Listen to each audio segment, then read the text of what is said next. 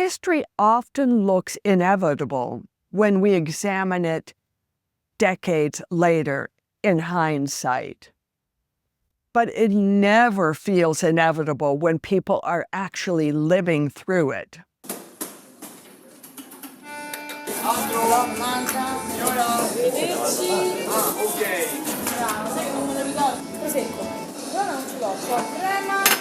I'm Wendy Holloway, and this is Flavor of Italy, sharing the very best of Italian food and wine, lifestyle, and culture.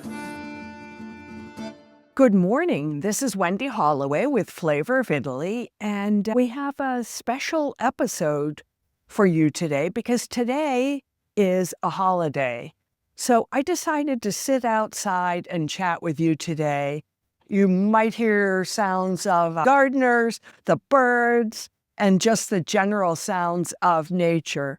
But I thought it was a good idea. So now, if you would look behind me, and you won't see because you see all these plants, we're heading towards Rome. And so let's just think about Rome, which is the capital of Italy, and the importance of today. June 2nd is the day that Italy reinvented itself. We're talking about a holiday that every Italian knows, but one that many visitors to Italy don't fully understand. June 2nd, the Festa della Repubblica, Republic Day. So if you've ever happened to be in Rome on June 2nd, and if you're here today, you probably noticed the military parade, the Italian flags waving from balconies, and the crowds gathering around the Altare della Patria in Venice Square, Piazza Venezia. You may even have heard military aircraft roaring overhead, trailing green, white, and red smoke across the sky. Now, this year is particularly significant because 2026 marks the 80th anniversary of the referendum that transformed Italy from a monarchy into a republic. So what exactly are Italians celebrating anyhow? To understand June 2nd, 1946, we have to go back to the end of World War II. When the war finally ended in Italy in 1945, Italy was devastated. Many cities had suffered extensive bombing, bridges had been destroyed, roads and railways were damaged, food shortages were common, and families had been separated by war, imprisonment, military service, or death. The Italy that emerged from the war was exhausted. Rome had survived better than some cities, but large parts of northern Italy had experienced fierce fighting between German forces, Allied troops, and Italian resistance fighters. For many Italians, daily life revolved around finding food, repairing homes, and rebuilding local communities. Yet, there was another issue looming over the country. What should Italy become now? For nearly a century, Italy had been a monarchy ruled by the House of Savoy. The kings of the Savoy dynasty had presided over Italian unification in the 19th century and had become symbols of the nation itself. But many Italians blamed the monarchy for allowing Benito Mussolini and fascism to take root. King Victor Emmanuel III had appointed Mussolini as prime minister in 1922 and remained on the throne through much of the fascist period. So even though the king finally dismissed Mussolini in 1943, Many people felt that that action had come way too late. As the war ended, Italians faced a difficult question. Should they keep the monarchy or create a republic? It was a nation facing a choice. So the decision was put directly into the hands of the people. On June 2nd and June 3rd, 1946, Italians were asked to vote in a national referendum. The question was a simple one: monarchy or republic? Today, it may be difficult to appreciate just how extraordinary that vote was. Italy was still recovering from war. Many communities were struggling just to function. Yet millions of citizens were being asked to determine the future political structure of the country. And then there was another historical aspect to this vote. For the first time, Italian women participated in a national election.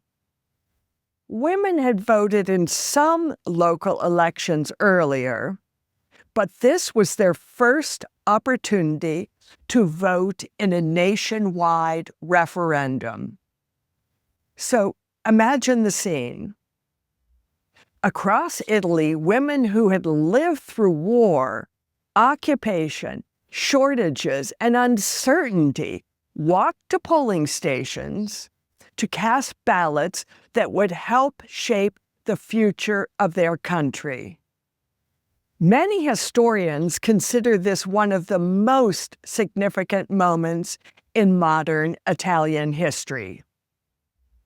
Not simply because of the outcome, but because of who participated. The future of Italy was no longer being decided only by politicians, generals, or kings. It was being decided by ordinary citizens like you and me. So the vote. The referendum was surprisingly close. When the ballots were counted, approximately 54% voted for a republic. About 46% voted for the monarchy. But the republic had won. But what's particularly interesting is how different regions of Italy voted. Northern Italy tended to support the republic strongly. And southern Italy often remained really loyal to the monarchy. This regional divide reflected differences in history and politics, wartime experiences, and local traditions. Even today, historians continue discussing why various regions voted the way they did. The results revealed that Italy was not a country united in its opinion. Yet despite disagreements, the democratic process ultimately prevailed. The republic became a reality. And then, what about the departure of the king? The referendum also meant the end of the House of Savoy's reign. King Umberto II, sometimes called the May King, because he ruled only briefly, left Italy and went into exile. The royal family was prohibited from returning to Italy for many decades. It's one of those details that surprises many people today. The descendants of Italy's royal family were effectively barred from entering the country for generations. The monarchy that helped create modern Italy had come to an end, and a new, beautiful chapter had begun.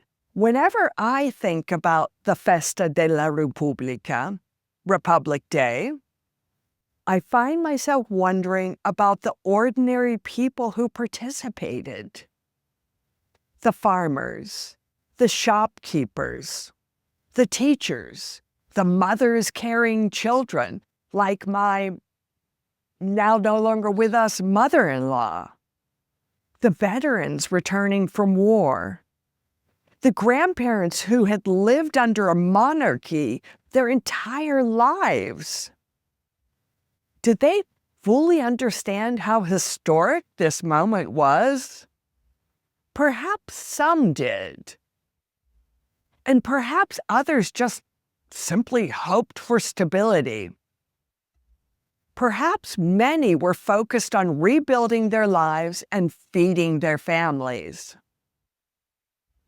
History often looks inevitable when we examine it decades later in hindsight. But it never feels inevitable when people are actually living through it. Those voters could not know what Italy would become. They simply made the best decision they could with the information they had. And then the next chapter is that Italy rebuilds itself. The decades that followed the referendum transformed Italy. The country experienced economic growth, industrial expansion, and social change. Millions of Italians moved from rural areas to the cities. Italian design and fashion and automobiles, food and culture gained worldwide influence that still exists to this day. The nation that emerged from the ruins of war gradually became one of Europe's major economic and cultural powers. Of course, the journey wasn't always a smooth one, that's for sure. Italy faced a lot of political turmoil, economic challenges, and social tension. Yet the democratic framework established after the referendum endured. And that's one reason June 2nd continues to matter. It marks not only a political transition, but also the beginning of modern Italy as we know it today.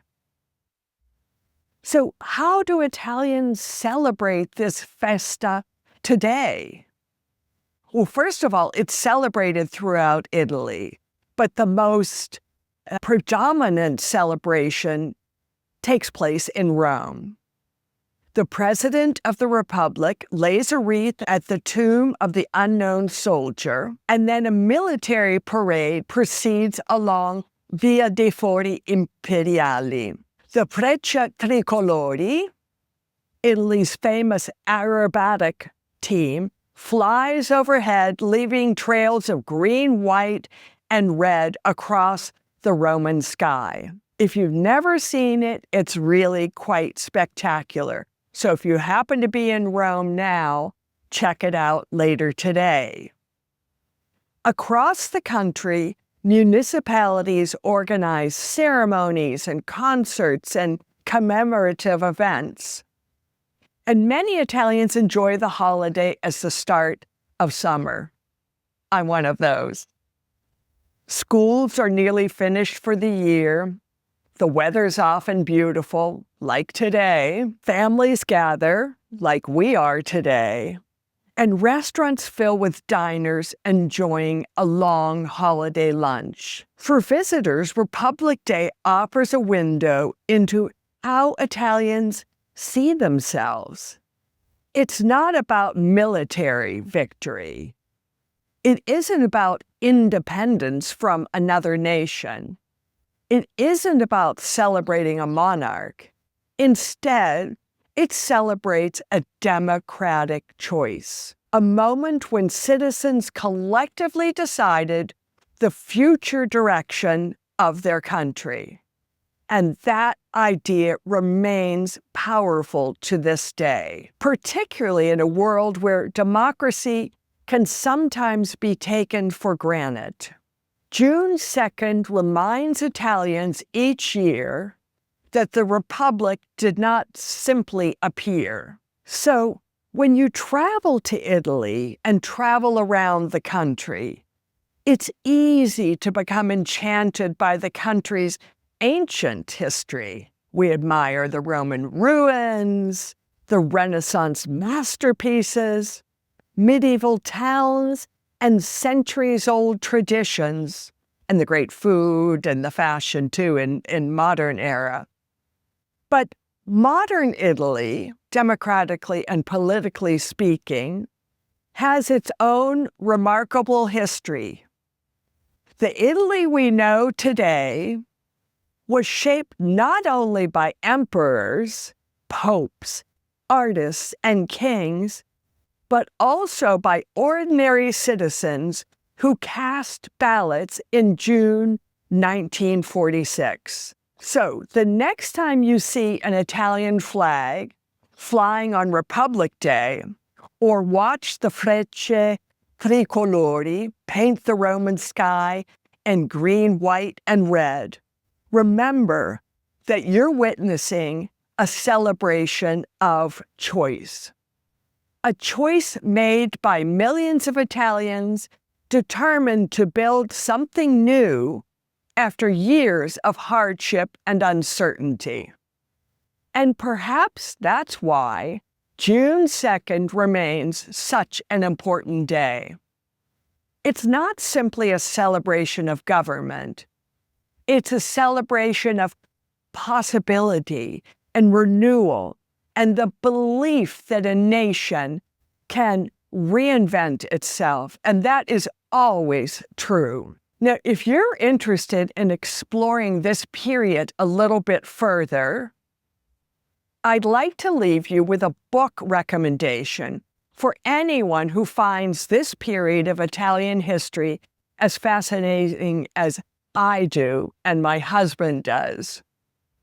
One of the most powerful ways to understand the Italy that emerged from World War II and eventually voted to become a republic is through the novel History by the famous author Elsa Morante.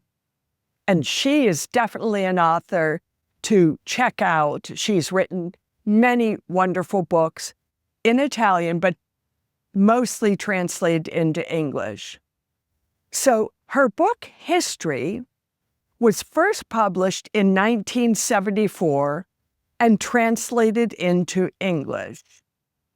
And History follows the life of Ida Ramundo, a school teacher in Rome, and her family during the war years and their difficult aftermath. And rather than focusing on political leaders or military campaigns, Morante tells the story through the eyes of ordinary people struggling to survive amid bombings, food shortages, occupation, uncertainty, and loss. What makes the novel so extraordinary is that it helps us understand the human side of history. The Italy that voted in the referendum of June 1946 wasn't an abstract nation debating political theories. It was a country filled with people who had endured years of hardship and were trying to imagine a better future for themselves and their families. And reading Morante's novel allows us to step into that world and experience, in a very personal way, the atmosphere, emotions, realities that shaped modern Italy. It's not a book specifically about the Festa della Repubblica, but it provides some of the richest and most moving insight into the Italy that gave birth to the Republic we know today.